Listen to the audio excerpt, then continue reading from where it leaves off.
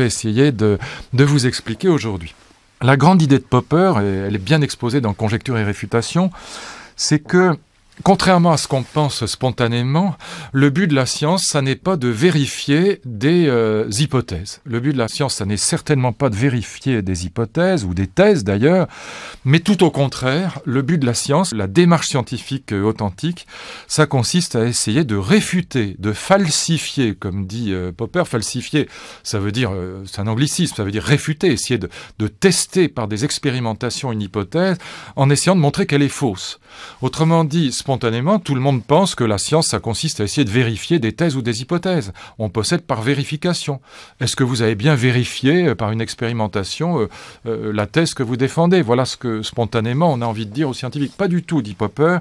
Le rôle de la science, le travail scientifique authentique, c'est un travail donc de falsification au sens de la réfutation.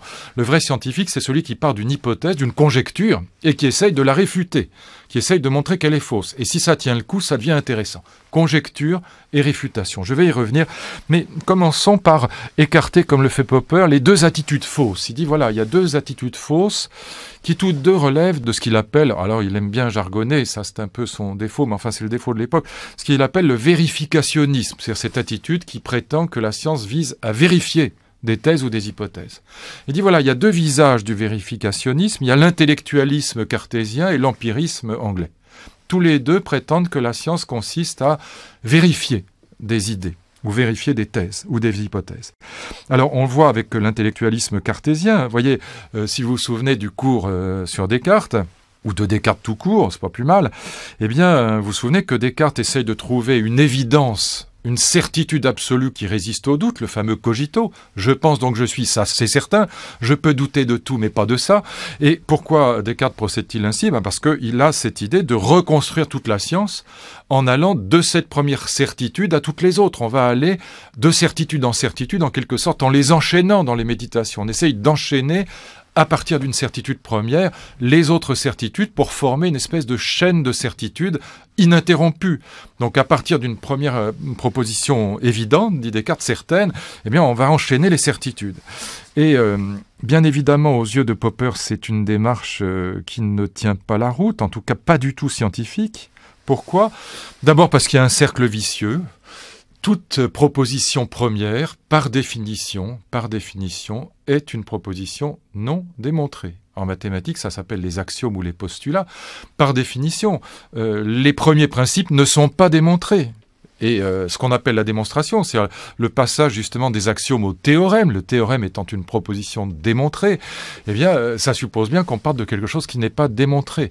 Et donc c'est ce qu'on appelle l'axiomatique aujourd'hui. Dans une axiomatique, dans une théorie mathématique, on part toujours par définition de termes non définis, sinon c'est un régressus à l'infini, et de propositions non démontrées. Sinon, il faut d'autres propositions pour démontrer les premières, et on régresse à l'infini sans parvenir jamais à une proposition première qui soit certaine. Alors, dit Descartes, oui, mais ma proposition première, elle n'est pas démontrée, mais elle est évidente. Alors évidemment, Popper éclate de rire en disant la notion d'évidence, pour un scientifique, c'est celle dont on se méfie le plus. Que d'absurdités ont été tenues, combien d'absurdités ont été tenues comme évidentes par combien de scientifiques au fil de l'histoire des sciences? Combien d'absurdités tenues pour des évidences, des milliers. Et par conséquent, en appeler à l'évidence, c'est le contraire d'une attitude scientifique. Alors on se tourne vers l'empirisme et on pense que ça va aller mieux. Qu'est-ce que c'est que l'empirisme? L'empirisme, on l'a vu aussi avec Hume, on a analysé longuement la théorie humienne de la science. L'idée fondamentale, c'est que l'intellect est passif au départ et qu'il procède par observation répétée. On observe des séquences. Et passivement, la statue de Condillac est odeur de rose, c'est une cire vierge. La métaphore de Hume, c'est que c'est une page blanche dans laquelle on n'a pas encore imprimé des caractères. Eh bien, à partir de cet esprit passif, c'est l'observation qui va en quelque sorte imprimer des séquences dans cette cire de l'esprit passif au départ. Et donc, on va observer en quelque sorte des séquences, et puis après, on va formuler des hypothèses. Alors, ça suppose un minimum d'activité de l'esprit dont on ne sait jamais trop comment, chez les empiristes, il s'introduit. Mais enfin, on a observé des répétitions. Par exemple, on a observé 100 fois, 1000 fois que, je ne sais pas, le jour succède à la nuit ou que l'eau bout autour de 100 degrés. Et donc, on va faire une hypothèse et après, on essaiera de la vérifier. Bon. L'idée, si vous voulez, et on la vérifiera par une expérience répétée.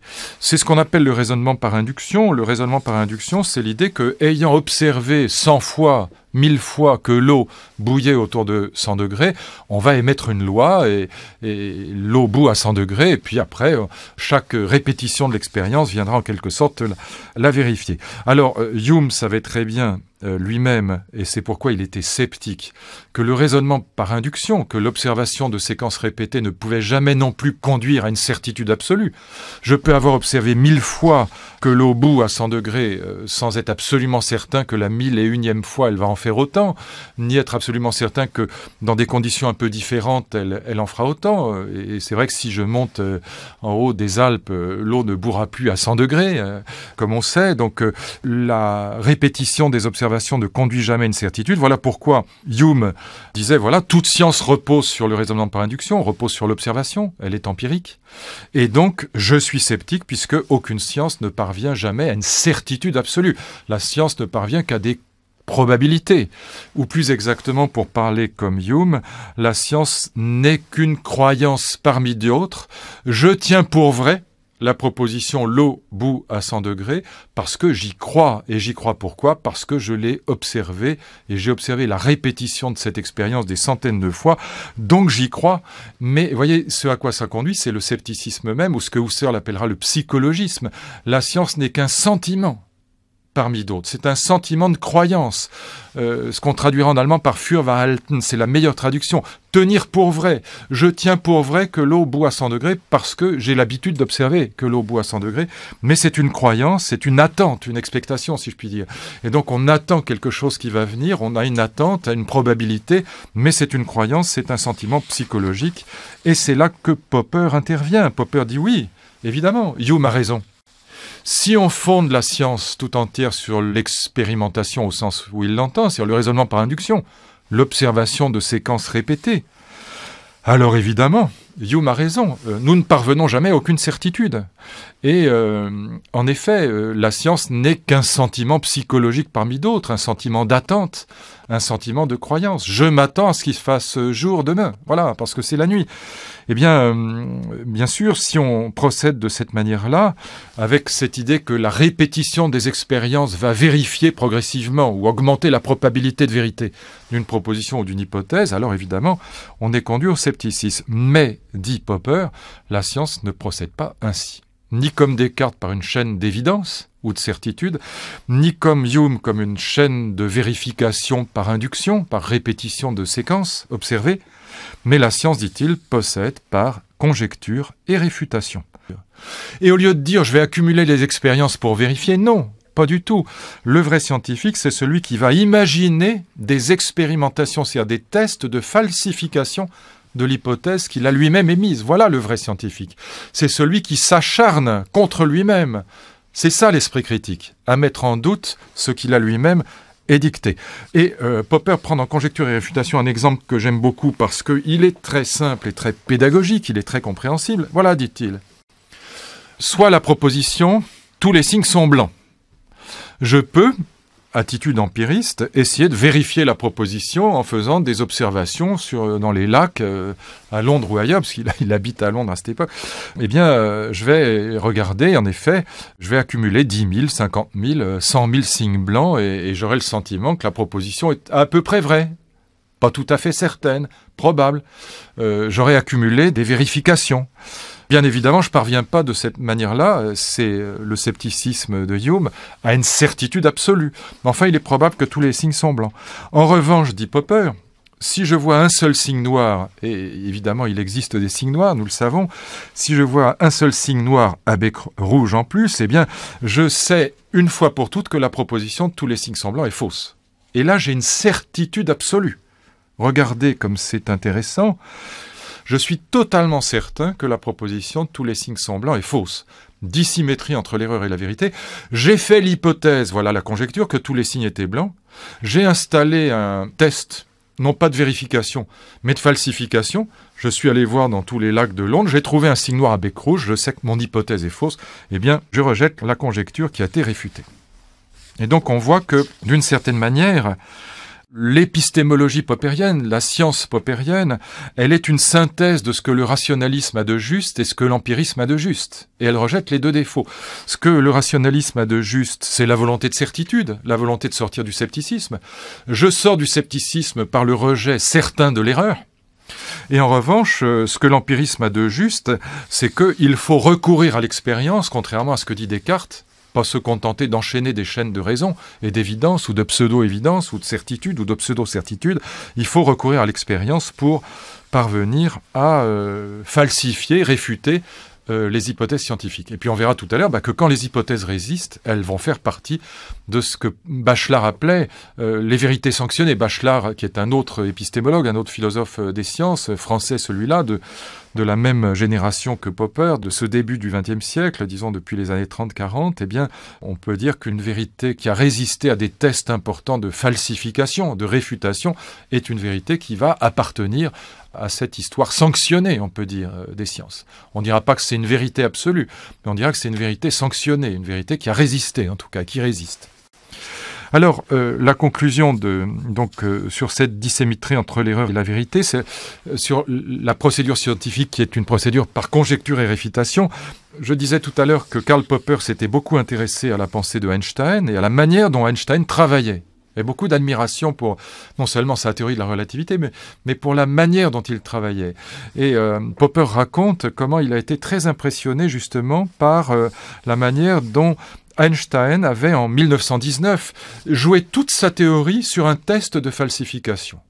Alors qu'il était contesté par tout le monde, que tout le monde le critiquait, il a dit voilà, moi je joue ma peau là-dessus, si je puis dire. En tout cas, je joue ma théorie de la relativité là-dessus. Je vous propose un test de falsification et vous pourrez voir si ma théorie est infirmée par ce test ou pas. Alors, en même temps, je vais y revenir dans un instant sur cette expérience que propose Einstein, ce qu'on appelle l'expérience d'Eddington, l'expédition d'Eddington. Mais pour montrer l'enjeu, en même temps, je vous ai dit que Popper s'intéresserait au marxisme et à la psychanalyse. Donc avec Alfred Adler d'un côté pour la psychanalyse des enfants et puis avec les marxistes autrichiens avec ce qu'on appelle l'austro-marxisme, un marxisme encore une fois à visage humain et un marxisme critique, un marxisme non dogmatique, donc du côté de la politique.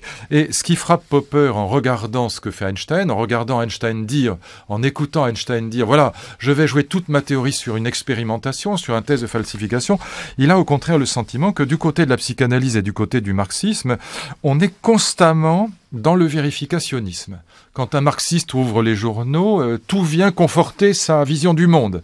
Aucun fait ne contredit jamais sa vision du monde. Psychanalyste, pareil, c'est toujours « bon Dieu, mais c'est bien sûr », ça confirme l'hypothèse quelle qu'elle soit. Freud, par exemple, dit « le rêve est la réalisation d'un désir ». Voilà, la théorie du rêve chez Freud, le rêve est la réalisation d'un désir. Normalement, la réalisation d'un désir, ça devrait faire plaisir. Bon, il y a des cauchemars. Ah, mais c'est pas grave, on met une hypothèse ad hoc, on dit le cauchemar, c'est la réalisation d'un désir interdit. Donc ça fait de la peine aux instances qui interdisent, au surmoi, pour parler simplement comme les psychanalystes. Bon, et donc dans les deux cas de figure, dit Popper, c'est pas que la théorie freudienne est fausse. J'en sais rien que si elle est fausse. D'ailleurs, personne ne peut dire qu'elle est fausse, puisqu'elle est non réfutable. Que le rêve soit agréable ou qu'il soit désagréable, dans les deux cas de figure, le psychanalyste peut dire « bon Dieu, mais c'est bien sûr, ma théorie est juste ». Voilà. Mais elle pêche non pas par excès de réfutabilité, ou parce qu'elle serait fausse, mais elle pêche par le fait que personne ne peut démontrer que c'est faux. On a le bec cloué, si je puis dire. Pareil pour le marxisme. Si un ouvrier est au Parti communiste et qu'il est révolutionnaire, on dit c'est normal. Mais s'il s'inscrit dans les phalanges fascistes de Mussolini ou dans le Parti national-socialiste hitlérien, eh bien, on trouvera une explication. Il est contaminé, il appartient à la fraction dominée de la classe dominante, il est contaminé par l'idéologie dominante, il subit la violence symbolique de l'idéologie dominante, donc il est parti de l'autre côté. Dans les deux cas de figure, que l'ouvrier soit révolutionnaire ou qu'il soit hyper réactionnaire et même fasciste, la théorie est confirmée, la théorie de l'idéologie est confirmée. Rien ne peut réfuter ni Marx ni Freud. Voilà ce qu'écrit Karl Popper à ce propos.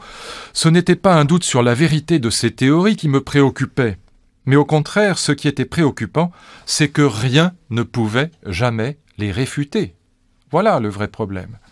Au contraire, l'attitude de Einstein, le 29 mai 1919, au moment donc de cette fameuse expédition d'Eddington, elle consiste à jouer toute sa carrière, toute sa théorie sur une seule expérimentation. Donc la thèse de Einstein, elle affirmait que les rayons lumineux décrivaient une courbe dès qu'ils étaient dans un champ de gravitation d'un corps massif, donc à proximité du Soleil, par exemple. Les rayons lumineux décrivent une courbe dans un champ de gravitation. Et pour tester cette affirmation, eh bien, le seul moyen d'observer des rayons lumineux d'une étoile située dans le champ de gravitation du Soleil, c'était justement d'attendre une éclipse de Soleil et puis d'envoyer une expédition qui prenne des photos de cette éclipse pour voir si les rayons lumineux sont courbés par la proximité avec un champ de gravitation. Alors, je ne vais pas rentrer dans les détails, ça n'a aucun... Enfin si, c'est passionnant d'ailleurs, mais ça n'a aucun intérêt ici. Ce qui compte, c'est l'expérience. Eh bien, évidemment, Einstein dit, voilà, tel jour, telle heure, tel endroit en Afrique, vous prenez une photo, vous verrez telle chose. Et si c'est pas vrai, c'est que j'ai tout faux. Voilà. Donc les types partent, expérience d'Eddington, ils prennent les photos, tel endroit précis de l'Afrique, telle heure précise, ils prennent la photo. Et la théorie de Einstein, je dis pas qu'elle est vérifiée, qu'elle est confirmée, mais elle résiste. Elle résiste à un vrai test de falsification sur lequel, eh bien, il avait évidemment pris des risques. Et là, ça va permettre à Popper cette comparaison entre la vraie science et puis les sciences sociales, les fausses sciences, les sciences qui ne sont jamais mises en question par rien. Eh bien, ça va permettre à Karl Popper d'énumérer un certain nombre de critères qui permettent de définir la scientificité d'une science. Autrement dit, de dire ce que c'est qu'une vraie science. Eh bien, une vraie science, c'est d'abord et avant tout une théorie falsifiable. On reconnaît une hypothèse scientifique à quoi ? Au fait qu'elle est falsifiable. Avant même d'avoir tenté de la falsifier. On voit que l'hypothèse du rêve chez Freud, l'explication du rêve comme réalisation d'un désir, n'est pas falsifiable. Quoi que vous fassiez avant même d'expérimenter, vous savez que vous ne pourrez pas prouver que c'est faux. Et donc, c'est pas scientifique. Au lieu que l'hypothèse de Einstein est falsifiable, il est possible de montrer que c'est faux. Et donc, on reconnaît une hypothèse scientifique au fait qu'elle est falsifiable. C'est-à-dire que la science, dit Popper, est non seulement une activité, contrairement à ce que disent les empiristes, une activité de l'esprit, une activité qui n'est pas passive, mais par définition, une activité n'est pas passive. Bon, mais enfin, je dis ça pour me faire comprendre, mais c'est aussi une prise de risque. Le scientifique est toujours dans l'audace, dans le risque. Une bonne hypothèse scientifique, c'est non seulement une hypothèse qui est réfutable, mais c'est une hypothèse risquée. Plus une hypothèse est risquée, plus elle est réfutable, deux critères, plus elle est scientifique et plus elle est intéressante, et plus elle va nous apporter des connaissances. Alors, qu'est-ce qui, justement, n'est pas scientifique dans cette perspective-là ? Vous voyez, le critère de la falsifiabilité, au sens de la réfutabilité, eh bien, c'est le critère qui va permettre à Popper de séparer vraie science et fausse science. C'est ça qui est très intéressant. Dans les fausses sciences, on a l'astrologie. L'astrologie, quand vous regardez les horoscopes, elle fait toujours très attention, presque toujours, de ne jamais rien dire qui ne soit réfutable. On reste toujours dans le vague.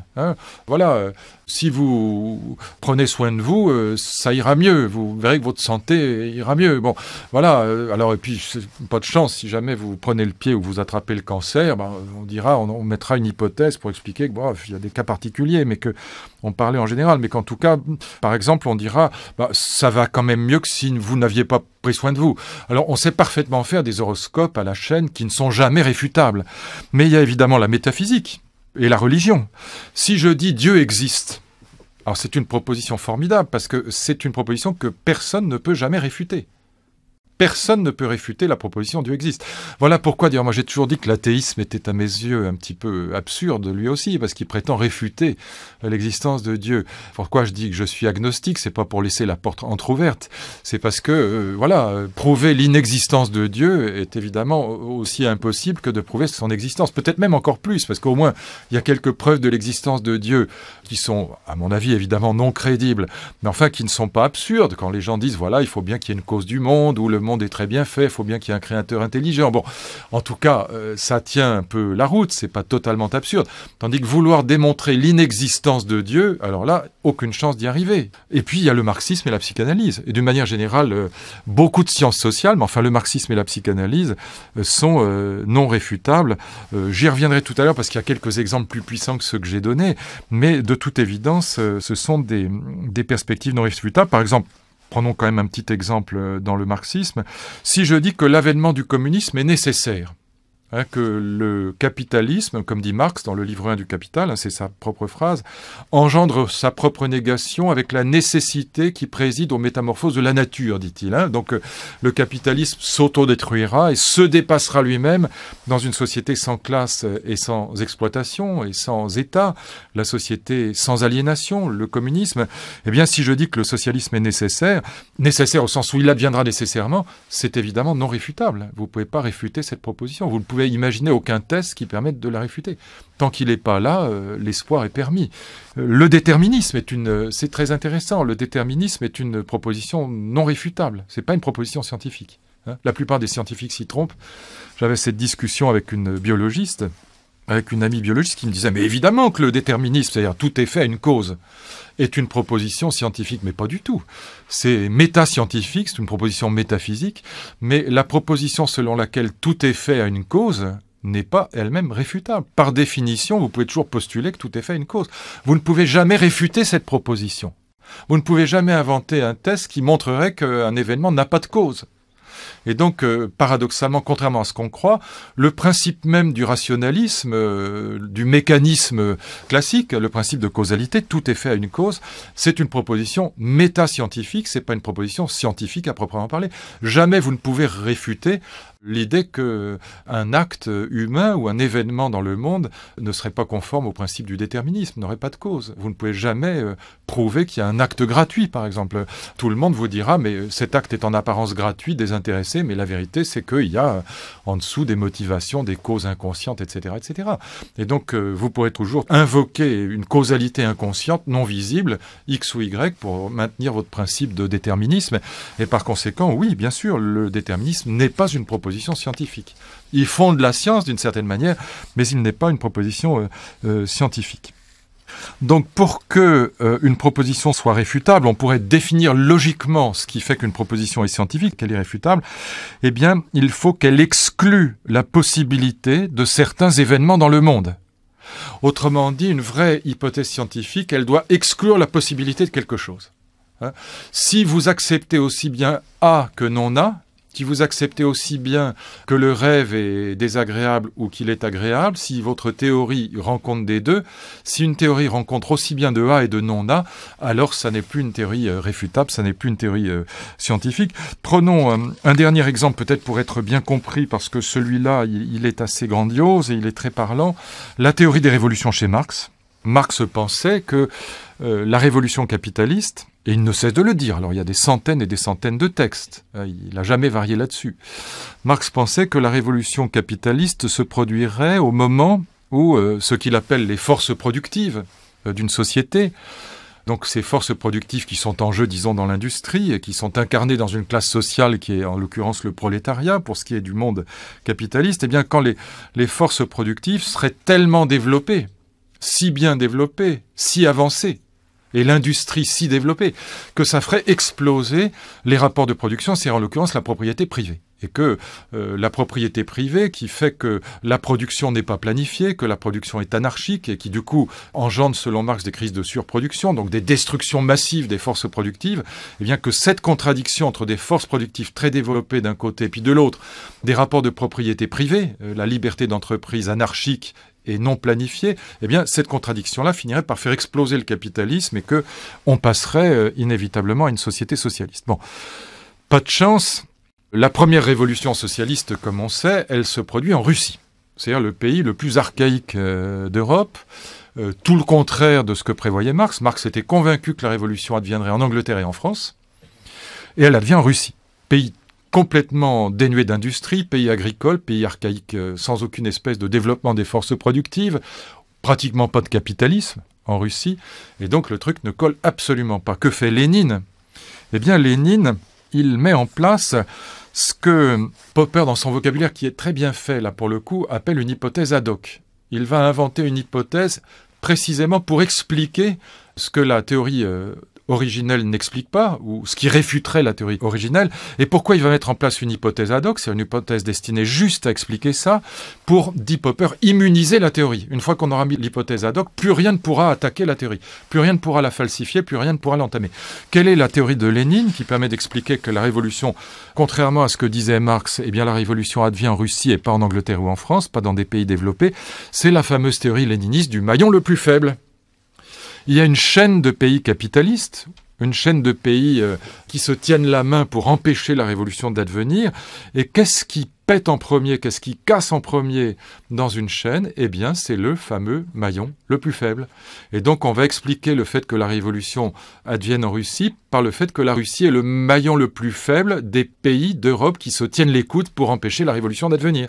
C'est le maillon le plus faible, alors c'est là que ça casse, donc c'est pas de chance, c'est pas dans un pays capitaliste développé, c'est dans un pays très archaïque et un pays de paysans, mais c'est quand même là qu'on peut expliquer. Alors une fois qu'on a mis cette hypothèse ad hoc en place, la théorie, comme dit Popper, elle est immunisée. C'est-à-dire que du coup, la théorie des révolutions de Marx était encore un peu scientifique. Elle pouvait être contredite par la réalité. Là, elle est immunisée complètement. Elle est vaccinée, quoi. Elle ne peut plus être contredite par la réalité et par conséquent, elle devient une théorie intégralement non scientifique, c'est-à-dire non falsifiable. Ça ne veut pas dire que ce soit faux, encore une fois. Popper ne dit pas que la théorie psychanalytique ou la théorie marxiste sont des théories fausses. D'ailleurs, s'il disait ça, ce serait complètement absurde, puisqu'il dit qu'on ne peut pas montrer qu'elles sont fausses. Il dit simplement qu'elles ne sont pas scientifiques, ce qui n'est pas la même chose. Et donc que les sciences sociales, pour l'essentiel, en tout cas,